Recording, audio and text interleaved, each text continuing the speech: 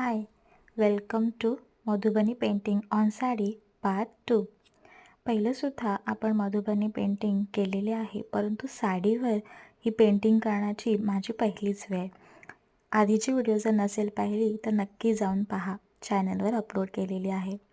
इथे मी लाल कलरच्या ॲक्रेलिक कलरने रेषा ओढलेल्या आहेत. उभ्या आणि आडव्या रेषा यासाठी ओढल्यात कारण आपल्याला इथे ही डिझाईन पूर्णपणे फिल करायची नव्हती कलरने.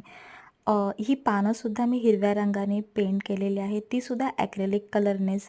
आणि ह्यातसुद्धा मी गॅप सोडलेले आहे कारण अगेन ही जी वरची डिझाईन आहे येल्लो अँड ऑरेंज कलरमध्ये, ती मी पूर्ण फिलअप करणार होती. इथे हे जे सर्कल्स आहेत ते थोडे छोटे थोडे मोठे अशा प्रकारे आलेले आहेत, पण काही प्रॉब्लेम नाही. हँडमेड गोष्टींमध्ये हे असंच होतं, हे इम्परफेक्टच असतं.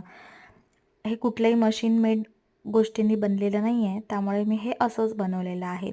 खालीसुद्धा मी डायरेक्टली फ्री हँडने रेषा ओढलेल्या आहेत.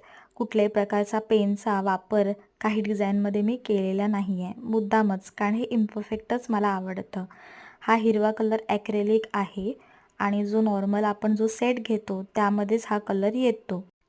आधीच्या व्हिडिओमध्ये सांगितल्याप्रमाणे हा सुद्धा नीट सुकवावा लागतो 24 तास. यामध्ये मी ब्लू कलर फिलअप केलेला आहे, छान छान डिझाईन बनवणार आहेत. सन काढलेला आहे, त्यामध्ये ऑरेंज कलर फिल करून वेगवेगळी डिझाईन केलेली आहे वरती. तुम्हाला हा व्हिडिओ आवडला असेल तर नक्की लाईक, शेअर आणि सबस्क्राईब करा. आत्तापर्यंत माझी साडी इथपर्यंत पेंट करून झालेली आहे. सध्या पल्लूचं काम चालू आहे. पुढील व्हिडिओ लवकरच येईल. थँक्यू.